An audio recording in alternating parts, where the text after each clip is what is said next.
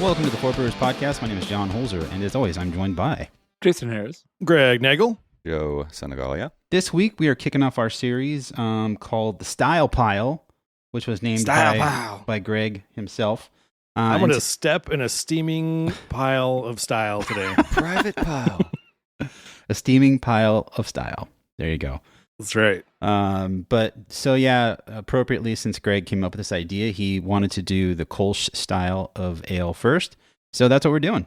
And hell yeah. Looking forward to it. It's Sunday. We had a kind of a rager of a day yesterday out in Orange County. All four of us and our significant others were all hanging out. Went to a few places. 4 out of 4 duders would recommend. Yeah, it was really fun. We all took the train out, which is something I rarely do because thinking about train lines makes me anxious because I'm afraid I'm always going to get lost and then end up in a completely different city. You're like in LA. You're like, where's that at? Well, we got on the train and it's the Inland Empire to Orange. I don't know, something, Orange County line. You had to make a transfer, right? No, it was... No. Oh, okay. But we got on and it said, said the station we were at, and then it said to Oceanside. And I'm like, we're not going to Oceanside. Like, what is this? And and everyone's just sitting down. I'm like, this says it's going to Oceanside. And Jason's like, yeah, it's going to Oceanside. I'm like, but we're not going to Oceanside. He's like, so get off before we get to Oceanside. I'm like, oh, yeah. Yeah. Yeah, we stop in the middle. John's like, I get on the 5 South and it goes San Diego. We're not going to San Diego. That's exactly what it was, too. Funny I enough, want to go to San we Diego. actually got off at Orange, and the Orange Metrolink stop is right by Chapman Crafted. And while we were getting off, Evan Price and Brian Rouso from Green Cheek were getting on to go where? To Oceanside. Yeah. Small world. So I learned. But yeah, so that's why I never take the train. After this last trip, me and Jason went out to Orange County like a year ago. And Jason's way more familiar with this setup than I am. I feel a little bit more comfortable now. I just need like a physical map to hold and look at so I know where I'm looking at all the stops and transfers. The OC trains are confusing because there's one train that goes from Oceanside to LA. There's one that goes from like Riverside through Orange County to LA. And then there's one that goes from Riverside to Orange County and then turns around and goes back down to Oceanside. Yeah. Which is the one we took. But It's like the horseshoe one, right? Yeah, those 3 different trains all cross over in kind of weird ways. And it's like one will get you to Santa Ana but not Orange, and the other one will get you to Orange but not Santa Ana. It's kind of a pain in the ass. Yeah, there's a line that goes from Paris to Riverside and wherever else it goes. But the transfer's at downtown Riverside, and I think they have one at La Sierra as well. And if I was brave, I would have taken that up to meet you guys, but I wasn't feeling brave enough, so we drove all the way to downtown. Yeah, next time, hop on a Greyhound and bring some beer on board, and I'm sure you'll break down somewhere around Corona, and then you can stop around. You can have a bite at Del Taco while you're waiting in a Greyhound parking lot. A Greyhound or an Amtrak? Yeah, like a bus. I'm saying hop on the old bus, dude. That's the way to really travel. I'm not getting on a bus. That's the way to experience. That's how you experience America culture. That's how we can efficiently use the Patreon money. Well, listen, guys, we're taking a Greyhound.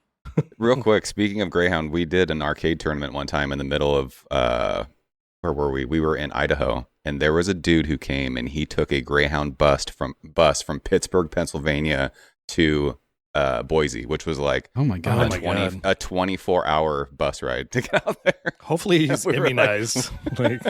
This was back in like 2015, I think, and we were like, dude, what was that like? And he was like, it was a fart-laced bus. Oh no. That's all he said. 27 hours on the Greyhound bus. That's insane. I mean, you didn't have to drive, so that's a bonus. But I'm like, could we have like GoFunded me you like a plane ticket? Like, come on. Yeah, planes Right? exist. Unless you're afraid of getting on a plane, I could see why a bus would be the option. That's like Travis Barker taking a boat to go to fucking Europe, like because he was so afraid to go on planes since he almost died in a fucking plane crash. I A don't blame him. boat? Gotta be more fucking scared of a boat. Dude, he almost died in a plane Yeah, crash. man, that dude almost got burned Well, to yeah, death in a that's plane true. crash. Yeah. So I mean, he's- your odds then. So once you have survived that, your odds of another plane crash pretty slim. or No. you know that God has decided that this is specifically how he hates you and wants to kill you. So, like, What's the saying you're about not gonna lightning give that son striking of the a same bitch a place? You chance. know, come on, I think Travis John, Barker. John Madden did the same thing. Isn't that how the Madden Cruiser became a thing? Because he was in a plane or a Totally. plane crash. Yeah. I just thought that was some boomer shit. No, I think that's why he did it. Like the last two helicopter accidents, Kobe and the dude from Iran, I think they were all because of inclement weather and low visibility. And I'm like, why the Yeah, fuck you fog. get in a helicopter? Like, I get it, you have instrumentation and He's stuff, like, we'll be but fine. no, don't do that. Like, just Wild. drive or don't go that day. But no. Dude, I don't even like driving when it's super foggy. Like, there's no way I'm getting in a fucking helicopter. When it's like 10 feet of visibility, that shit sucks. Like, Yeah, I it's bet gnarly. you they've Ugh. done that same conditions like 20 times before, though, and it was Probably. fine. You know, I- it wasn't like, oh, this is the first time we've ever had weather. It was like, nah, that was just the first time that they died. I I don't fucking know. watched La Bamba as a young child, and I was like, no small planes for me ever in bad weather. It's just not happening. I thought you said Mamba, and I was like, oh, wow, as a La child. Bamba. I was like, how does that math work? Well, actually, kind of. So, we're starting with a beer that was actually our first stop of the day yesterday when we went out to Orange County. It's a beer from Everywhere, and this is their Everyone Kölsch Ale. Everywhere should be your first stop if you go to Orange County, listeners out there. Absolutely. Dude, that place is awesome. Not only are they easily to access, I think they open at 11 a.m. daily. So even on holidays, they're open the 4th of July, 11 a.m. Nice. So if you're wondering where to go, that's the spot. You don't have to look at the calendar, their website. They're going to be open. And it's a lot nicer of, I think it could be just the same like industrial park tap room that anybody has, but they did a really nice job of decorating it, making it feel kind of homey and nice. And like, It's super cool. it's a cool vibe and awesome people. And Jason introduced me to some black licorice tasting, whatever that was. What was that we did? Underberg. Underberg. Joe had never had Underberg. That's Never had crazy. He's never had Underberg. Charge it to the Underhills. There was a beer fest I went to twice in Seattle it was a barley wine fest, and it was called Hard Liver. And it was 150 What a great They're not name for a lying. beer fest. 150 barley wines, and like the first time I went was with Dr. Bill, and he was a judge, Dr. Jeez. and we got to watch them all. Basically, I don't know. I love Bill, but sometimes he's a little full of shit, and he was judging some of the beers, and people were just giving him shit, and it was very fun to watch. But after you drink 150 beers, you drink Underberg as your Underberg. to wash it all down. So whenever Like, why is that a thing at that brewery? It's just something they have? it's a beer No, like thing. it's everywhere. Yeah, Oh. like you go to any old school beer bar, they have Underberg. Like anywhere that has like metal signs with Le Chouffe on the fucking wall probably has Underberg. Like, No doubt.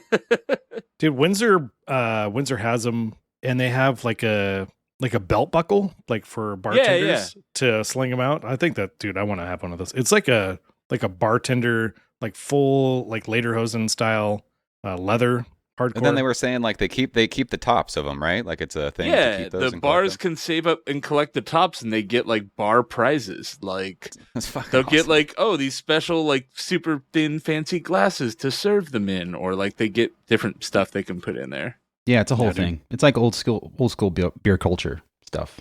Yeah, it's old beer world shit for sure. So yeah, like I said, we are drinking Everyone from Everywhere. This is 4.8% AB. Oh, I'm sorry, that's the wrong beer. No, it's the same. Okay, 4.8% ABV, and they don't list the IBU, but that doesn't matter. I'm just pulling stuff off of Untapped, yeah, dude. and they don't give any info on the beer unless it's on the back of the can, and I didn't see it.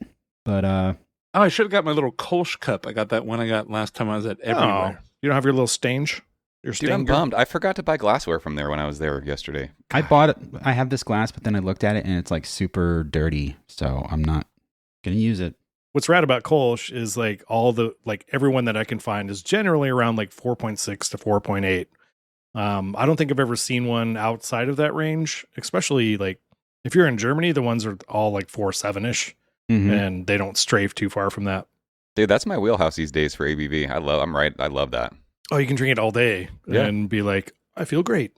And one thing that I think I've mentioned this a few times on the show is how especially if you put it in a stained glass, you can see how fine the bubbles are. It's such fine bubbles. It's not way over carbonated. Yeah. It's not a beer that's going to weigh you down as well.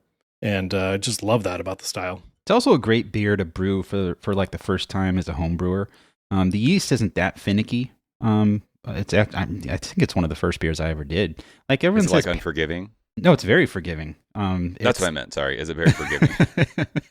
Yeah, I was talking to forgiving. Stefan at Stefan Weber, the brewer at Everywhere, and he was saying that they use Dieter, which is an imperial yeast. It's a German ale, I think, yeast. I'm not From sure if it's Imperial ale or Yeast, lager. the company. Yeah. Okay. I'm not too familiar with Imperial yeast, but Dieter is the one, and it's all Weirmann Pilsner and a little bit of Vienna, I think, is the other malt in there. Yeah, I've heard a lot of good things about Imperial. I think whenever I get back to homebrewing, I'm going to try to get my hands on their stuff. They're like responsible for some of the best homebrew, and maybe for pro level too, hazy yeast out there. Like they're really good with experimenting with different strains and doing different blends and really dialing shit in. I think they really take care of the homebrewer. I've not heard any complaints about people buying Imperial yeast and being like, "Hey, it's not starting yet." You know, I'm pretty sure they advertised like hell. Like they're all over Brewlosophy, that homebrew podcast. Yep. Where the first 2 minutes of the show is all ads and great show. Kvike.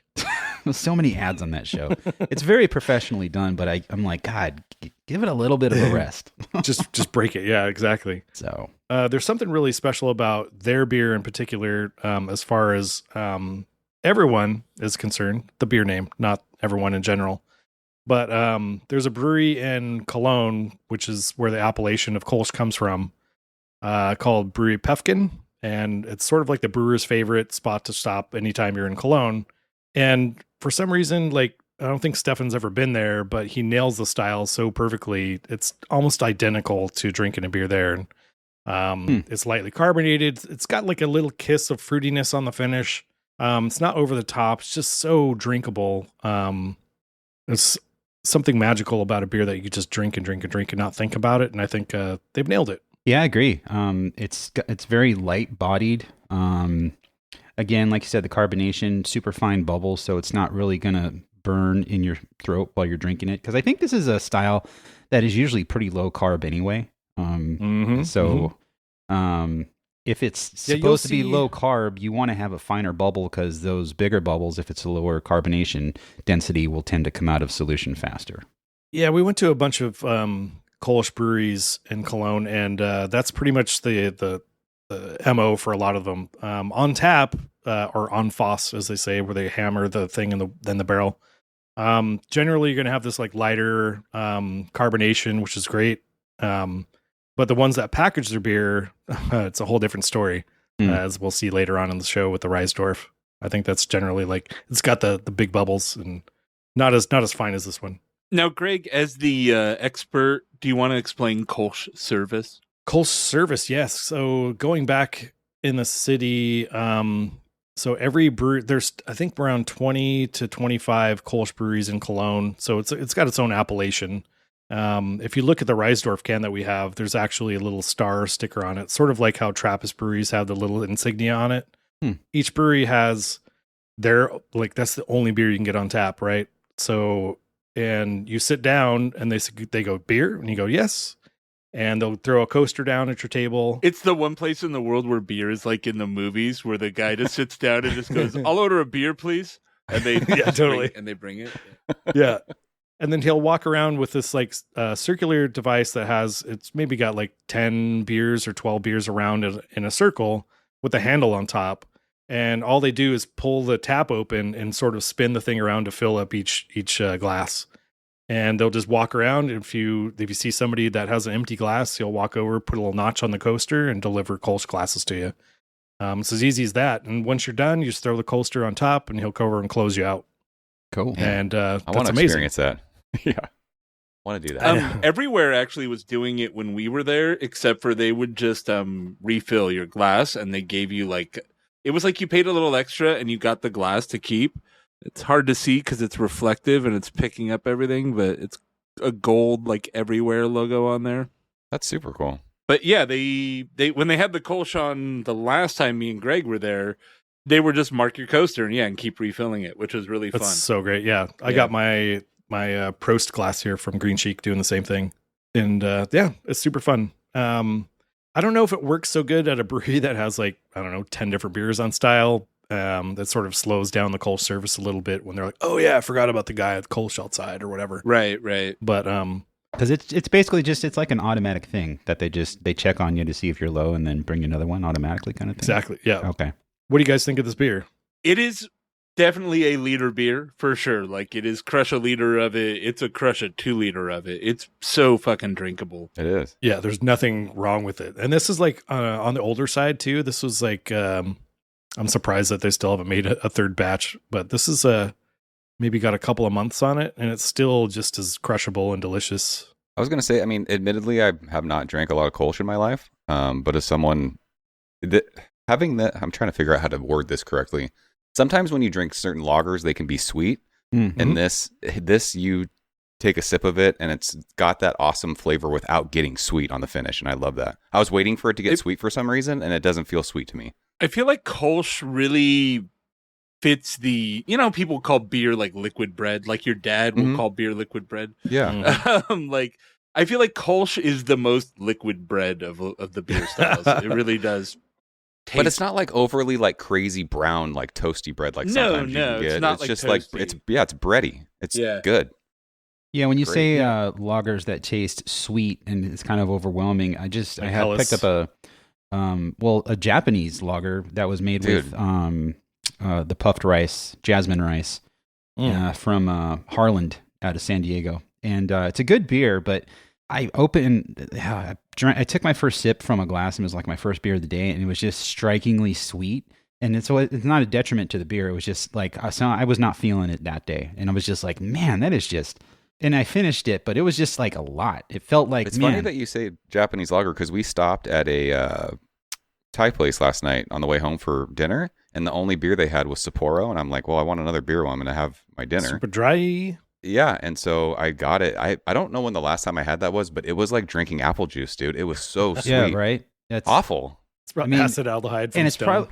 It was wild, dude. I don't remember it being like that. I'm sure it's to style. It's, and it is what it is. But again, for me that day, and I buy that beer all the time from Harland. It's just that particular day, it was just too much. And this is not like that. It's got a little bit of that sweetness up front and a bitterness that lingers a little bit, but like it's all very cohesive and nothing is overwhelming about it. We have moms in the chat. Oh, my mom's here.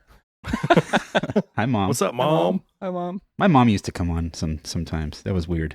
Dude, I'm telling you, my mom had a blast hanging out with you guys at Green Cheek for the anniversary. Cool. If my mom shows up, I'm out. She's like, hello, Jason. Jason just runs away. It's like, we'll know what happened. I'm like, nope. I think we should move on to a beer from a brewery that we haven't had before, at least as far as I know, from Heirloom Rustic Ales. They're out of Tulsa, Oklahoma. And apparently, Scott Windsor, Greg, you said he's from Oklahoma? Yeah. Or he's from the area? Yeah, he was like in a band for a long time called the Umbrellas. And they lived in Oklahoma, and then he moved to Orange County, of all places, to start a homebrew shop. Which, by the way, Greg took me there yesterday, and that place is awesome too. What a freaking beer list they have! Oh my god, it's insane, unreal. Yeah, we had a little mix-up yesterday. Jason wasn't privy to any of the conversation, but Greg and Joe and everyone else ended up at Bottle Logic and Windsor, and then we went to Radiant because we never made it to Bottle Logic. We just went to Windsor Homebrew. I was drinking barrel-aged, what is it, Little Twin Stars or whatever. I'm like, you have this on tap? From Monkish, just casual Monkish barrel-aged stuff on tap. I don't have beef with Bottle Logic, but I look over there and I see like the patio like overflowing, like people practically fucking hanging off the rafters, and I'm like, that looks really fucking busy. And then like across the street, I can just go to Windsor, and I'm like, I'm just gonna go do that, and I never end up going to Bottle Logic. Dude, but between the tap list and then all the beers in the cooler and the bottles, oh man, it's insane. Bottle Logic's just always got so many people, so I figure they can take the hit. They got the business. Yeah, so this beer, what's the name of the beer, by the way? It's like Cavern Hymn, and it's 4.7%, and that's all it says. Heirloom rustic ales. Never had them before. This can looks like fucking salad fingers made it. All right, if anyone on fucking thing gets that at me. Salad fingers? I don't know salad fingers. It's like Heirloom rustic ale brings you the Cavern hymn. Okay. We're not gonna get that retweet now. So John was talking about the everywhere Kölsch being a little sweet on the front of your palate. This beer doesn't taste as sweet as the last one. Not that the last one was sweet, but it tastes less sweet. You are correct. Yeah. Got heavier bubbles too, like chunkier bubbles, I think. Yeah, mine looks about the same. It's in that like 1 or 2 SRM range, and it's kind of a little bit cloudy too. And it's got that same unique head. Yeah, it's got a bit of an unfiltered look to it. I wouldn't call it a haze. More. I mean, any brewery with the rustic in the names, I would assume like there's going to be a little bit of a haze to the beer, which is I don't know. By the way, Greg, Kyle asked, because you and Jason have the same shaped glass for your Kölsch. He said, is there a reason why the glass is that shape? I'm wondering too. Yeah, so in Cologne, Germany, like there's a the people that regulate Kölsch in the city, it's like a Kölsch Brewers Guild sort of situation, and they designate that it has to be 0.2 liter glasses, and this is like the perfect 0.2 liter glass. Oh wow. And also, I think it suits the style well. Well, it really shows off how gold the beer is, and also the carbonation. It's sort of like a looking glass to the beer, and also, it's the perfect like you can one tap these beers. You can just like woof them, and get another one right away. But I think like your beer's never going to get warm. I just realized with Kölsch service, it's like, you know, in movies when they're at those parties, like I've never been to one of these parties in real life, but like where there's always like someone walking around with like a tray full of like champagne, and like people can just like grab the glasses and drink them, and then they're like, oh no, I've got to go talk to my boss. So they like grab a champagne and fucking slam it down or whatever. Like, yeah, you kind of could do that with these.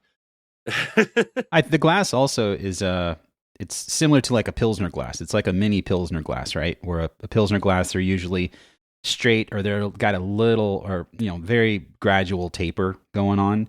And that, according to what I've been told by Dr. Bill, that's also an aromatic thing. It's kind of like the same reason a tulip glass will kind of, get smaller at the top. It's to kind of focus everything to your nose. So yeah, I think also the skinny width of the glass also helps with the head retention. Like I've never seen like a head completely go away on a Kölsch ever. Like you're always going to have like a little, just a little bit hanging around. Like the thicker the glass, the thinner it is.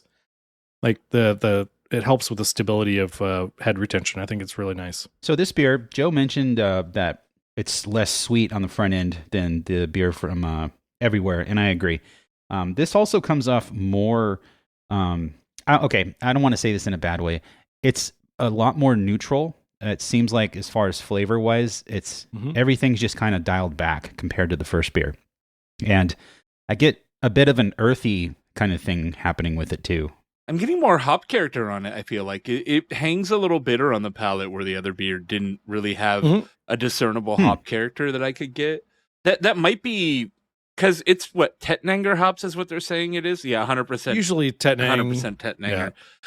That's pretty historical and traditional. There was not a discernible hop character to the Everywhere beer, which, I mean, to me is appropriate for Kölsch. I haven't brewed one for fucking BJCP guidelines in a while, but there's not usually much hop character.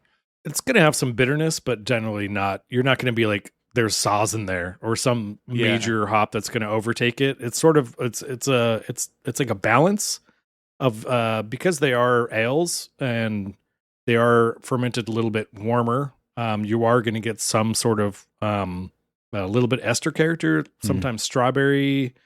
This one's more on like the melon floral side, I think, but not something you're like, wow, this is like a huge fruit bomb or anything like that. It's very, very subtle and extremely drinkable as well.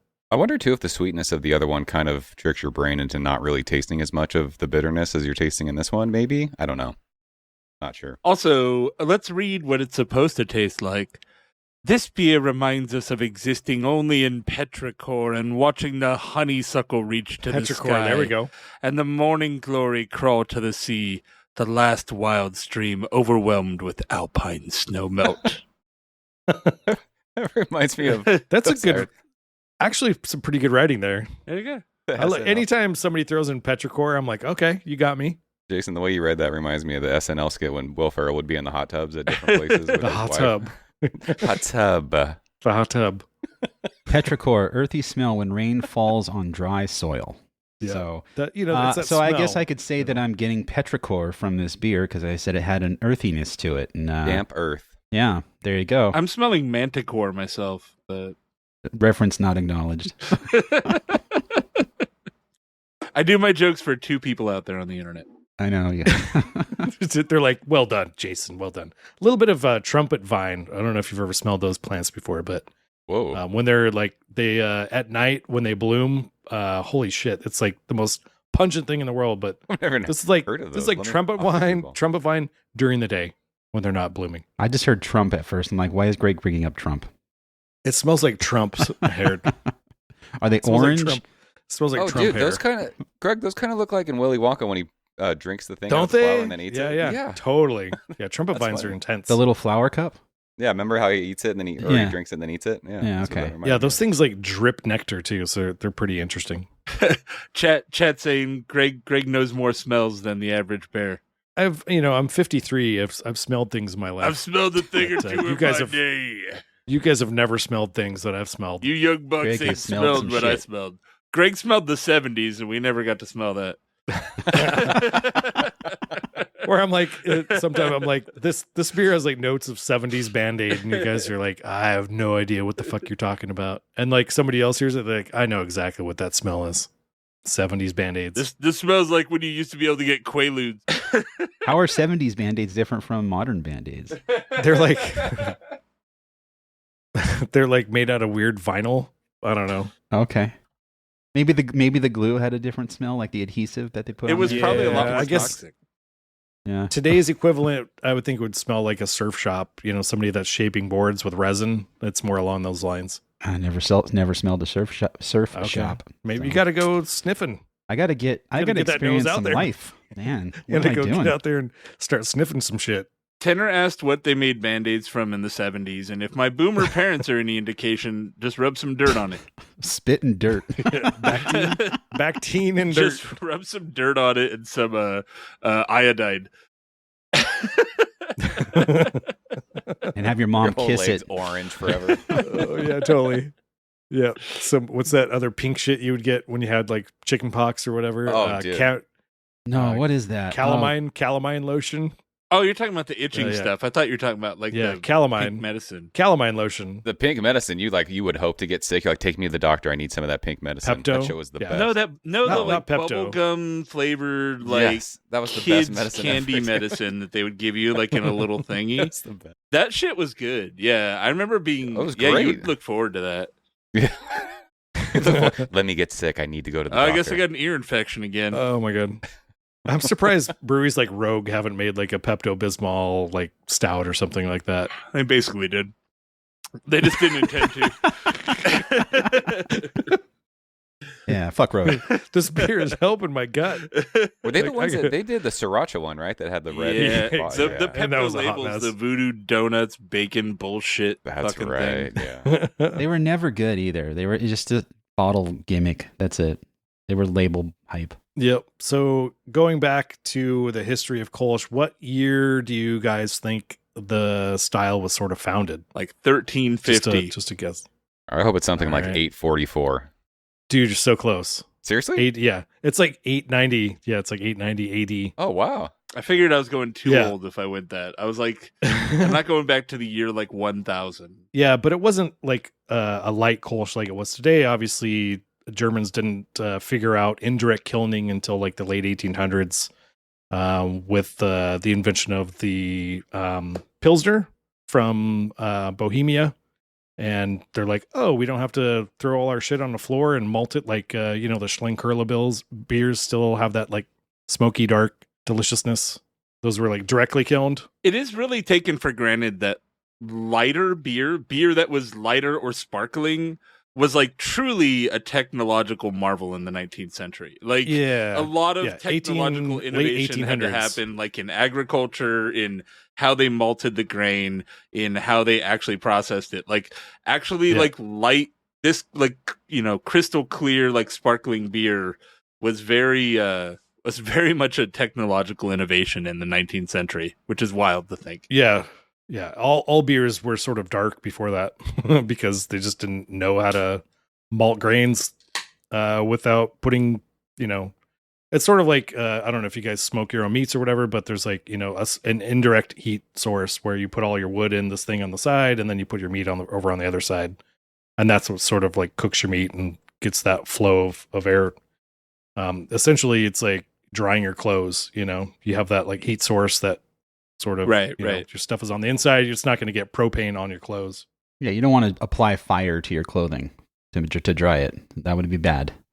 It's just pretty wild to think about. And like you said, 800, whatever it was. Like, what do you think those first batches of beer were like? Could you imagine? I mean, like, yeah, let's try this. Fuck. It had to have been gnarly. I just imagine anytime I think of like, let's go back to the olden times, even like 200 years ago, the smell, man, just, it's gotta stink everywhere all the time. Like they had no plumbing, no sewage, like nothing. in a lot of places, like shit just stank. Stank. There's no showers. You know? Nobody could Deep bathe thoughts hardly. with Jason Harris. People must have stank. Yeah. Motherfuckers are wearing like petticoats and shit, and they've been sweating all day, and then you're trying to get it down like it's Bridgerton, and it's like, can you imagine how everything must? Oh, could you imagine how ripe it must be under there? Everybody talks about 70s pubes, but 1800s pubes must have been. That's how you know that. That's how you know that dudes just don't give a shit when it comes to that. They're just dragging on the floor. It's a full on. Like, those are my pubes down by my boots. It's a full hedge maze that you have to navigate through. It's a corn maze. and men had no problem doing it. Just to go pee, you're like, where is it? There it is.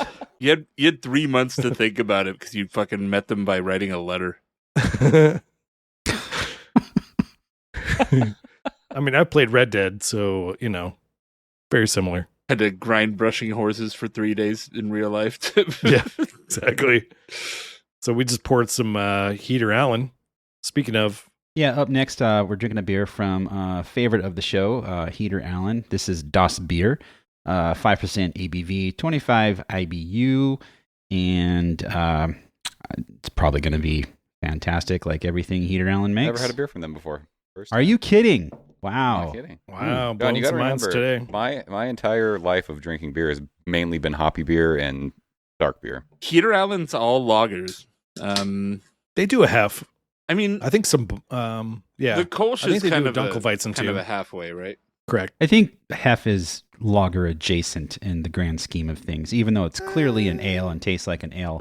I could see why you might be a lager only brewery, but then be like, yeah, maybe we'll make a Hef too. You know, we are a small lager brewery that specializes in producing distinctive all malt German and Czech style beers.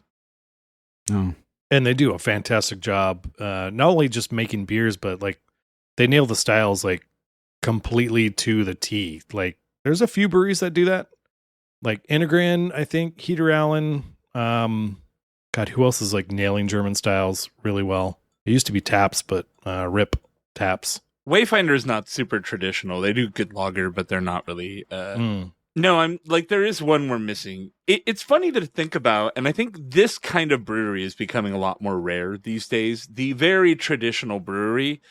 And it turns out it's actually really hard to make traditional styles at a really, really well. And the bar, I think, is pretty high because they're competing with brands that have made that style for 300 fucking years, right? So yeah, and Heater Allen's not in a huge city. They're not in Portland or whatever. They're like in a sort of podunk farm town called McMinnville, yeah. Is it a college town or no? I could be wrong, but I think they're out in the middle of nowhere. It's sort of in a farm actually, with a barn that they brew out of. Yeah, I'm not 100% sure what that town is about, but it is small. This beer's great. Holy smokes! Oh, this is like right up my alley. It's got that brightness that the other two so far have lacked. Also multi-liter, Jason. Holy wow! A little bit more pronounced carbonation than the other two as well. It's a bit drier to me. The malt isn't as present as the last two beers, which actually makes it like where like inadvertently I like just took one drink and drank this whole little glass. Like I was like, and that's the beauty of Kölsch. This is drinkable. No, yeah, this is definitely the most crushable one of the bunch so far. Yeah, this it's is just awesome. super dry, very well carbonated. I think Jason said something about the malt. Like you don't get that heavy bread, not heavy. You don't get like a bready character like you did from like the Everywhere beer, where it was like liquid bread or whatever. It's very just. It's like super easy drinking. Like, and This they one say doesn't have a sweetness to it either, though. no, and they Right? say It's super dry. On the back palate, I do get a kiss of like Concord grapes, like almost grape-ish, like grapey. I'm not going to say it's going to grape me in the mouth, but it's got just a kiss of you know, every Kölsch has a little bit of fruit character to them, and it's so subtle, but there is a slight grape character that I get from this. And yeah, like I said, it's that ester character you get from the higher fermentation temps. Not retronasal. It's not an aroma. It's when you swallow it and you're breathing out, you get some like grapey character to it. Like I could see that now that bubble. you're planting that into my palate, like of something I should taste. I kind of get that. Like What's funny is I generally get that from Belgian Pilsner malt, but obviously I don't think they're using Belgian Pilsner malt in this. This is probably all Weyermann. I think they probably have a silo of Weyermann Pilsner malt at Heater Allen, and that's all they use. they say, they try to stay as close as possible to what traditional Kölsch is supposed to taste like. Yeah, But it's so their Weyermann interpretation. Pilsner, and then maybe a little bit of grapiness from whatever heirloom Vienna malt that they're using. Yeah, I would this is assume. Pilsner and Kölsch malts. Kölsch malts. Topped with Sterling. Something Sterling, else. baby. My can is smudged, so I can't see what the other thing is. Oh, it actually says on the can. I was sitting here looking at the internet Yeah. like a fucking plebe. Oh, there you go. Das Bier. My can's a little smudged. Oh yeah, hopped with Sterling and Herzbrucker. Herzbrucker. Which is interesting. You mentioned Tettnanger was pretty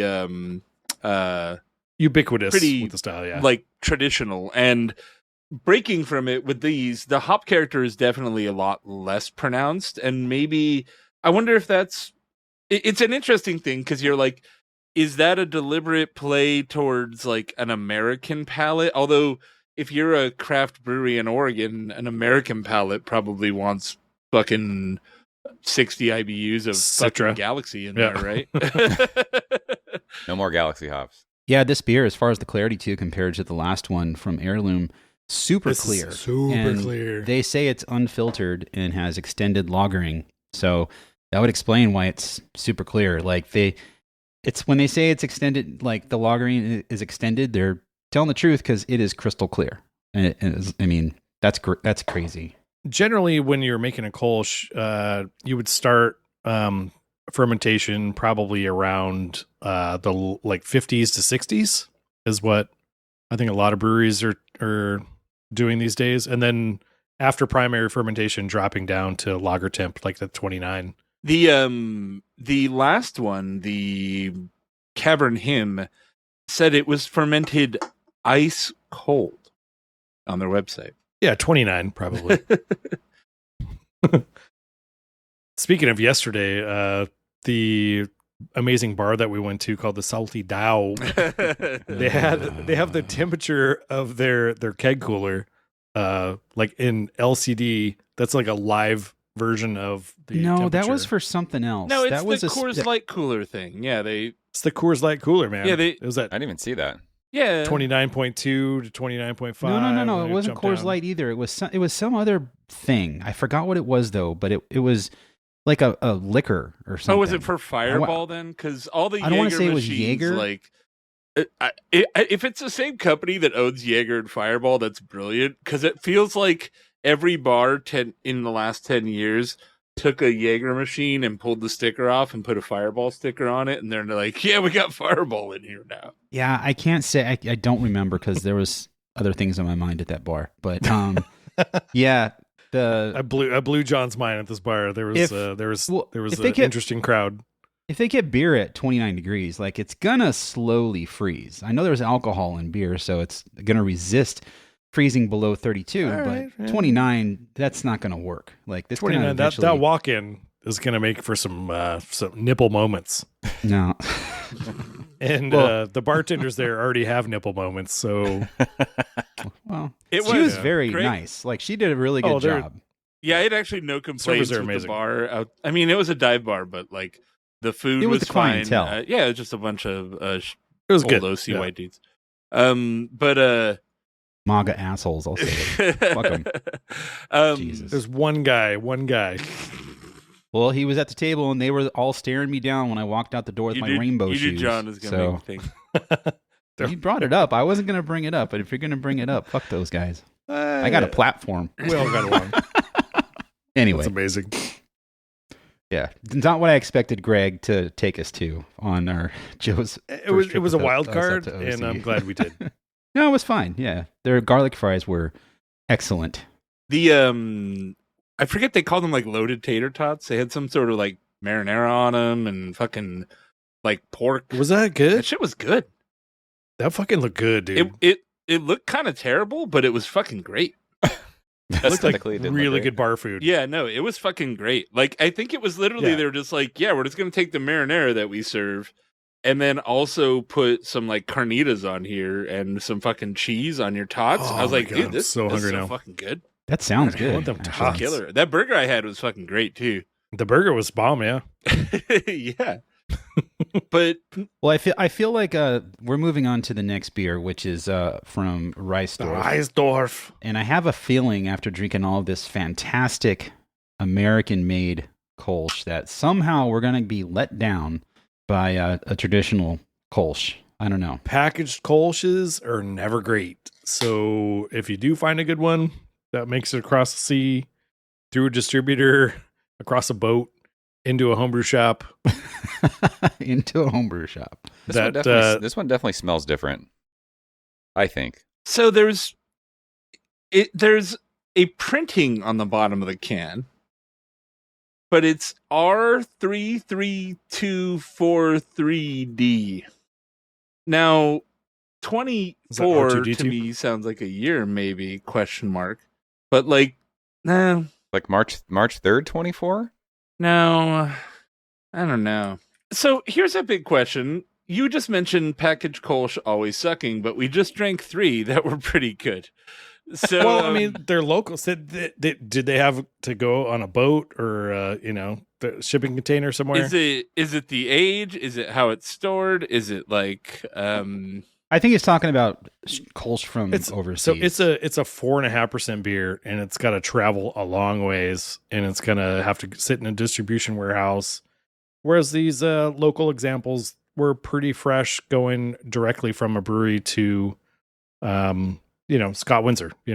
But yeah, my Reissdorf is pouring 2 fingers ahead.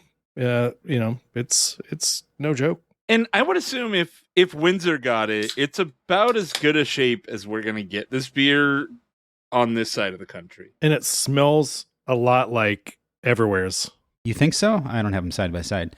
I was going to say, since you're saying it smells like everywhere came off kind of on the sweeter side of things, and not that beer can smell sweet necessarily, but this has like that similar smell that I would get from like when I brought up the Japanese lager that I had. When you smell it, it's like, okay, I'm in for some You can kind of smell sweetness. You can smell like sourdough versus a donut. You're going to be like, okay, so I can Okay, smell it. yeah. I mean, but it's more of a flavor thing, but you see what I'm saying. So I was my Everywhere in one glass and the Reissdorf in another. And if I was blindfolded, there's no way I could tell them apart. Okay, no, this is not as bad as I thought. This is actually really good. The flavor, absolutely, you can tell them apart. This one seems a little bit, it could be a little bit of palate fatigue too. It seems a bit breadier than the last one that we had. Like, And the breadier is like a lot actual bread. brighter. There's like Yeah, a brighter. Maybe more that's what it is. It's like it just seems I think breadier. the fruitiness hits on the front palate on this one versus the other ones that hit on the back palate. So like right on the front, you're going to get some strawberry, sort of like strawberry preserve situation. It's funny. I'm just drinking these going, I have no clue what I'm fucking smelling and tasting right now. It's fun. I think the Heater Allen was the most neutral of all of them. I think and I don't mean that in a negative way, because I thought, it makes it a super crushable beer. But coming from the Heater Allen, I think anything above that, as far as whether it's more, you get more of the malt character or more sweetness or, esters, it's going to come off like, oh, this is more than I thought it would be, because you just came from something that's super neutral, I think. All right. So if I'm going to break down the 4 of these in comparison to each other, the Heater Allen, I do think, is our most kind of neutral, crushable version of this style. And then the Heirloom Rustic was I feel like that was the one that had the hop character in it that really was a bit hop forward, the petrichor, as the style goes. Everywhere was all malt, where, it was the liquid bread beer. And this is the yeast beer. This is the estery beer that has a lot of yeast character that you're not getting from the other ones. And so it's actually kind of fun. I know they're all very similar beers, but like, it's fun to pick these apart because the styles are very similar. And the style pile, dude. But but it's cool seeing that they all kind of are hitting a different ingredient. Do we have a water one? Okay, the Heater Allen is the water one, I guess. Well, referencing our past showdowns, like, because that's kind of what this is. It's like a mini version. You hone of in on showdown. things, right? Especially when we'd have the beers, like, because when we do the showdowns, usually someone would be in the kitchen, usually Yvonne or Sarah or both of them, depending on who is available, and they would just bring them in blind, and then we'd have just stacks, of glasses, basically. Maybe not 30 each, but we'd eventually have some that were side by side, and so it was interesting to literally try them side by side and go and just see how different they were, even though they were labeled as the same style of beer. And that's what's happening here. Do you guys still have beer left in any of your cans? I don't have any of the Everywhere. I have the rest of them. Okay. I was going to say, re-pour some of the other ones, like especially go back to Everywhere now after the Reissdorf.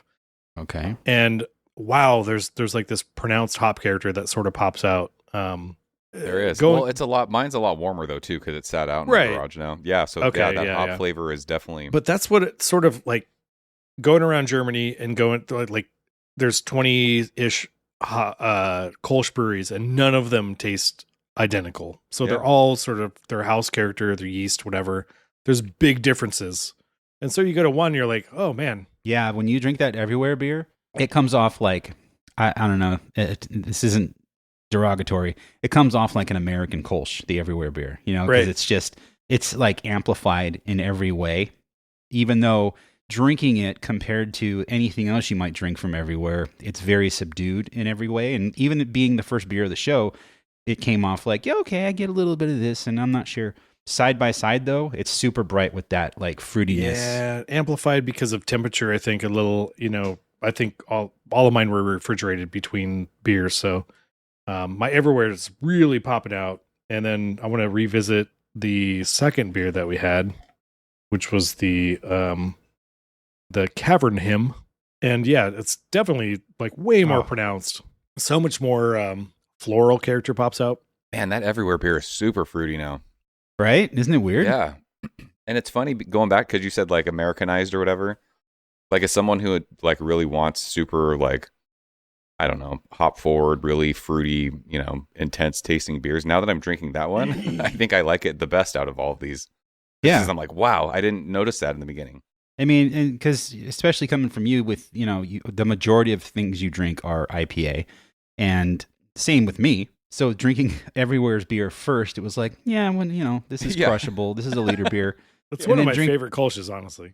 And I'm not trying to be insulting. I'm just saying, compared to the Reissdorf, and where it's even the Heater Allen has stuff popping off that I think compared to the Reissdorf wasn't, that I didn't really notice before. You guys, this is exactly what I wanted to do, a style sort of showdown, is to pick apart a style from different breweries from all around the world. I mean, we got Oregon, we got Oklahoma, we have, Cologne, we have here local. You're going to get totally different beers, just like in Cologne, like Gaffel or Fru, which is one of the biggest Kölsch breweries there. They're all so different. And like each local has their own favorite because they're like, I like this one because it's fruitier. I like this one because it's hoppier. I like this one because it's blah, blah, blah. So they're not all the same, just like these beers. It's such a weird style of beer. The rad part about this is I'm going to drink way more Kölsch now because I want it. And this appeals to me on the level of like, I mean, again, I'm someone who had a YouTube show where I picked apart light lager. Like, it's really fun trying very similar, very subtle styles and picking out small differences. Because, like, it's real easy if you're like, well, I'm trying a Mosaic Pale Ale and a double IPA with fucking all C hops, and you're like, well, yeah, those are fucking very different beers. So it's not that hard to figure that one out. It's funner to pick apart when they're getting more similar and more subtle. Yeah. So on the Reissdorf can, there is an appellation of I think it's just a Euro appellation sticker that they can apply for, which is kind of cool. So it's like a real agriculture product from a region. And Jason, going back to that, talking about like comparing beers that are very similar. When I started doing like the blind side by sides of light lagers on YouTube, people would watch those and be like, "I can fucking tell. I know which one's which." I'm like, dude, when you don't know which one's which and you're drinking them side by side, it's way harder than you think it is. Yeah, exactly. They're not that different, and it really does help. And I commend anybody listening, like, set it up where you have your roommate or your spouse or a good friend, like, give you 3 beers that you think you could tell apart that are kind of similar, and try them blind and figure out which one's which. Like, not only blind, but definitely take glassware that you can't see through. Yeah, is a huge, because there are some beers where, suppose you're doing like Czech lager or something like that, and like you throw in Pilsner Urquell in there, and that beer definitely you can tell visually from other Pilsners. It's like it's a lot darker. And also you smell it and you're like, okay, yeah, that's like your brain really can give you a lot of contextual clues. Well, it's like when they do sensory analysis at breweries, like for batches, you got a little window the beer comes through. It's in like a cup that's black, basically, so you can't see what it even is. You don't know what you're getting, and you just got to smell it and taste it and, break it down the best you can. And that's exactly why, because you don't want to go in there with any kind of prejudice towards the whatever's being served. Yeah, triangle test. One thing I think that is even better is, like, it's interesting because we do try to pick the beer a little bit on the show, I think, for fun value. But if you're actually trying to, like, just sort of expand your mindset when it comes to drinking beers or whatever, like, don't try to pick your favorite one that you already thought was your favorite. The whole point is, like, challenging your perception, right? And so, like, go in open and just be like, which one is, like, what does this one taste like? What do I like? With no other input, which one do I like? And then compare that with reality and see, like, how much does your habit and, the label and familiarity, preconceived notion, how much is that influencing what you like versus, like, how it tastes? And it helps you, like, shape how you look at stuff, I guess. It's a really fun activity. Some of the most fun beer stuff I ever did was like back in the hype, like 2016, 2017 days of like Trillium and Treehouse and these crazy hazy breweries. Like, I'd have buddies come over that weren't like massive craft beer people, and I would pour them for them and not tell them what it is, and they would taste them like, I don't like this. It doesn't taste great. And I'm like, fuck, people are trading arms and legs for these things. And they'll automatically on Untapped rate them super high, but like, someone who didn't know about the hype or knew about that brewery, they're like, it's all right. It's fine. Well, yeah, and that's where the hype comes in. And talking to Ryan yesterday, Ryan Dick at Everywhere, we somehow started talking about like the brewery and the hype behind people who, I was one of them who bought every beer that they made, with the first, 6 or 7 years they were open. And what's that brewery? The 450 brewery that makes the milkshake beers. Yeah, the slushy beers. He's like, and we were like, I got to a point where I'm like, I can't drink these beers from the brewery anymore. It's just too much. It's like overwhelming, and they're expensive at the same time. 450 North, I think that's them. Right. And he brought them up, and he's like, how long is it going to take before he's like, no offense to 450 North, but they're basically making the same beers, but you see a different label and you're like, I got to buy that because it's got this label on it. It's the new label. Yeah. And that's, I feel like the bottom, you get caught in the hype loop. The bottom seems to be falling out of all of those. I think like that scene has softened quite a bit, I would say. It's much different. I think. Yeah, for sure. Like other half takes the same beer and puts it in 45 different cans with different labels and is like, here you go. Like, I know they're not doing that. They actually are different beers, but like every brewery's hazy IPA tastes like every other hazy IPA that brewery makes. Yeah.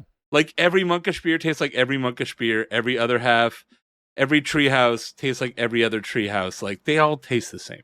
I think what you're saying, Jason, is like they don't literally taste the same, but they have like a house flavor and a house kind of vibe to them, right? I think that's what you're saying. Yeah. Because I don't think monkish beers all the hazies taste the same. It's just not the same, but no, they're all very much the same experience. I think kind of in the vein, John, of like we always drink green cheek hazies, and you're like it has that vanilla cake batter thing. Like that's a thing that's part of their hazy beers. Not all of them have that, but that's like a thing for them. But right. It made me realize when I was chasing hyped hazy beers and I would drink it, and I'd be like, well, this is good, but it's not that much better than my local stuff. Like, I don't need to chase beer anymore. I'm just going to drink the local hazy beer because it's fucking awesome. Yeah, we've had that discussion many times, especially with triple IPAs. We're like, Pliny the Younger is great. And it's no disrespect to Russian River or whatever, Pliny the Younger is awesome.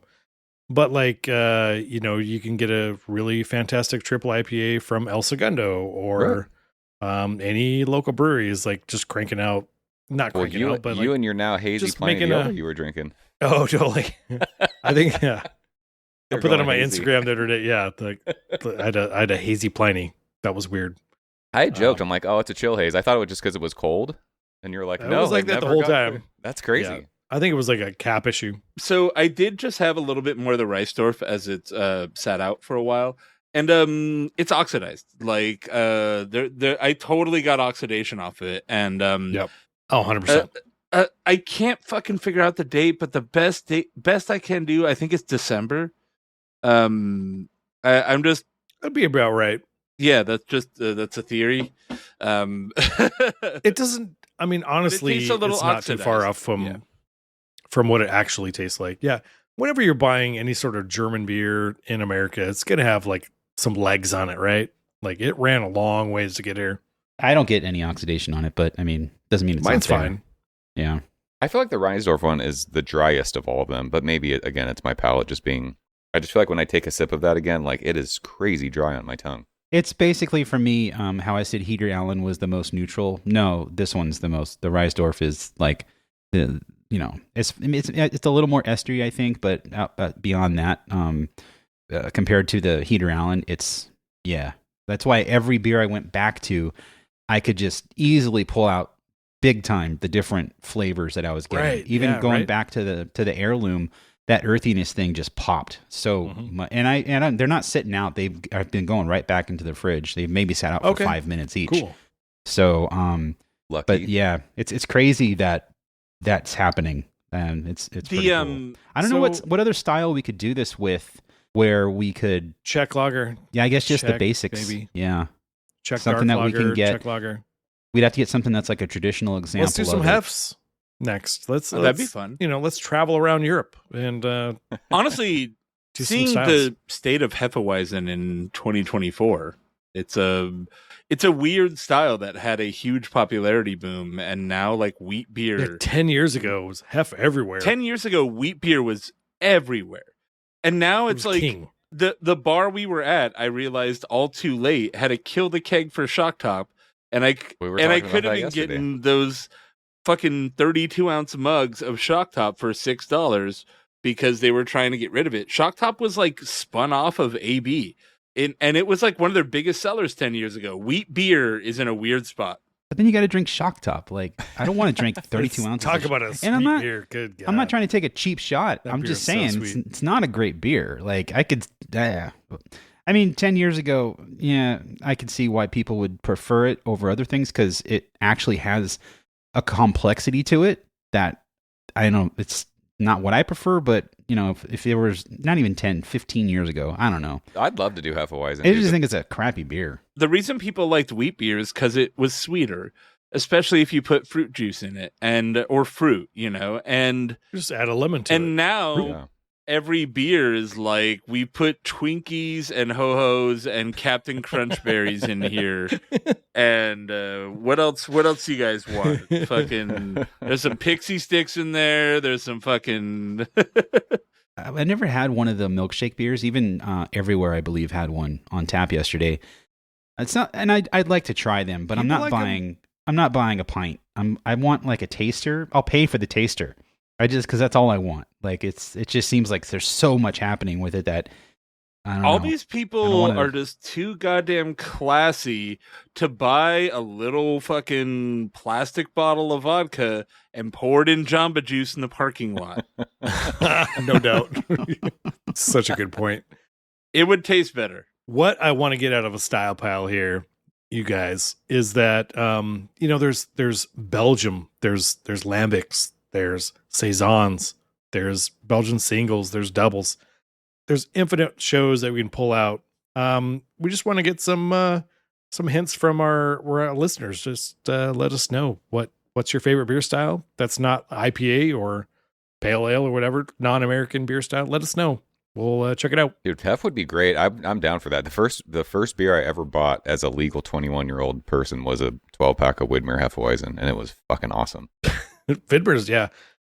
I went to that actual brewery and had dinner with the owners of Widmer, the actual really? brothers. Yes. That used to be, I mean, I always joke about it. When we wanted to be fancy, we bought Widmer Hefeweizen instead of Coors Light. So fancy. It was either that or like Pyramid was the other one? Right? Yeah, Pyramid was the other one. I think they were local to me too. Yeah. I think they were from Davis, maybe? I don't know. No, Pyramid was... Widmer's from Oregon. Pyramid was Seattle and Widmer was Portland, I think, if I want to remember right. Portland. Yeah. But Pyramid really fell off, and Widmer... Are they even around anymore? No. I did like Pyramid Hef. Up. Pyramid Hef was one of my breakthrough beers for craft beer. Widmer was mine. I think Widmer's still around. It's hard to find. I don't see it anywhere anymore. It doesn't exist. It's gone? What gone? You've noticed about I haven't seen it in years. A lot of the Northwest beer is they just skip California and they're hitting other states that have way less competition, right? So like, an example I've probably mentioned on the show before is like, I went to a really nice bottle shop in Arizona and they had a fuckload of Deschutes, like every Deschutes beer you could fucking think of. Black Butte. And here, find me some Deschutes. What, you're going to get maybe some fresh squeeze a couple times a year and like Black Butte, and that's it. Like, is Mirror Pond around anymore? So much competition. Like, that beer was awesome. Right? I loved that beer back in the day. I think it's just, the Northwest brands, like, they have pulled out of California a lot of times because it just, they have too hard of a time competing. There's too many local brands that have fresher, more local beer. There's all kinds of cool things in the chat. Red ale, dark mild, black lagers. I want more black IPAs, dude. Speaking of IPA, but whatever. Dark mild is hard because there's not a lot packaged. I don't know anybody that's making a dark mild other than Eagle Rock, which just went out of business. Speaking of just going out of business, I forgot to mention earlier, but the bar that John was talking about that Strong Liver Fest was out closed like last week. Was it Brewers? Brewers Cafe? Brewers Cafe in Seattle. Yeah. Turns out the liver's not so strong. Hey everyone, John here. Thanks for listening to another episode of 4 Brewers. You can go to 4brewers.com for show notes, past episodes, and photos of all the beers we sample on the show. Go to supporttheshitoutofit.com or patreon.com/4brewers to support the show to get some cool perks and the Patreon exclusive supporter glassware that we send out to our supporters every year for free. Watch all of our video content, including my beer reviews, Cheap Beer Corner, and the occasional vlog at 4brewers.com/YouTube or youtube.com/4brewersshow. Follow us on Instagram at 4brewers and follow us on Untapped at 4brewers. Go to twitch.tv/4brewers or 4brewers.com/live to watch the live stream of our recording sessions and some occasional 4B gameplay. Leave a 5-star review of the show on Apple Podcasts because it really helps us with the rankings and visibility of the show in the Apple Podcast directory. And if you have any feedback, questions, concerns, or you want to send some beers our way, email us at feedback@4brewers.com and brew the shit out of it.